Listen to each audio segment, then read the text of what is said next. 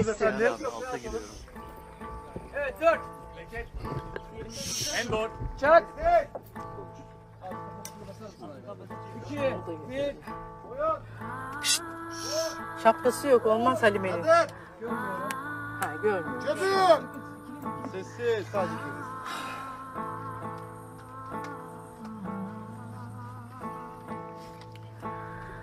Bu yüzüğü büyük dedem Gökalp, oğlu kızı Rugaya.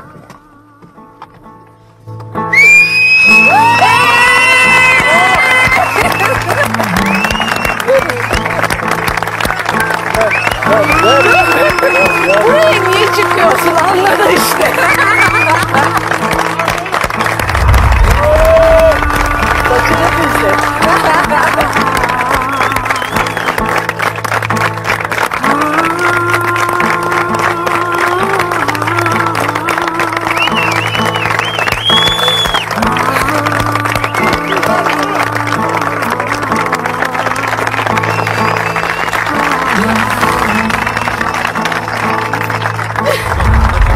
Gel gelin.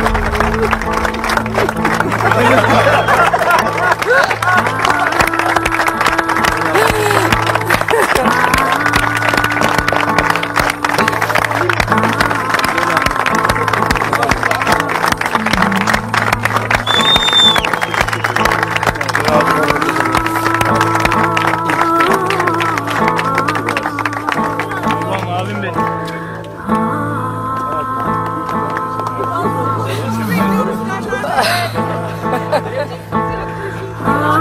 Serdar saçlarını düzelt, yakışıklı kızın. Bir dakika konuşuyor. Çok uzun bir konuşma hazırlamıştım ama şu an çok yorgunum. Boğazım Açık biraz geniş durun.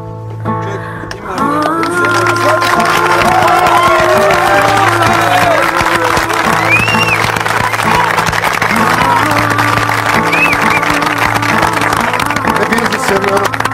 Haklarınızı helal edin. Her şey gönlünüzce olsun. Sağ olun.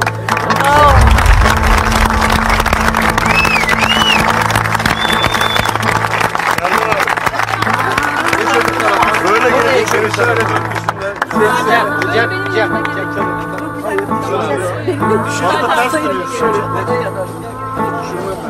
Sen değil o. Şu kelleden. Kelle olmaz. Hayır. Bence kuyrukta. Alttan şöyle alalım. Ya Allah, bismillah.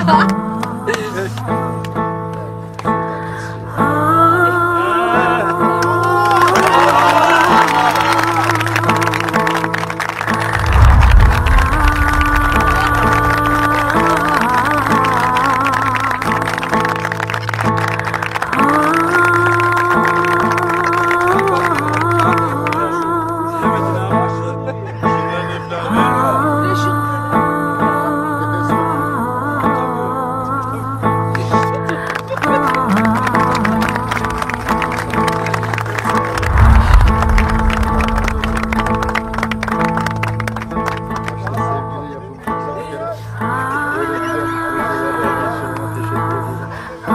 Fakat bir daha böyle kısa rol verme. Kötü oluyor, acı oluyor. Ya baştan başla sonuna kadar gidip ya da hiç başlamıyor.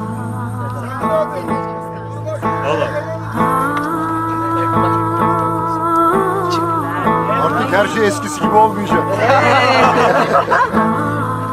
Yeni oba var artık. Çok ağladı, hadi yeter. Ağlatıyoruz. Hadi arkadaşlar, Biraz zaten sahne var. duygusal adam. Ne sahnesi ya? Sahne alacaksınız.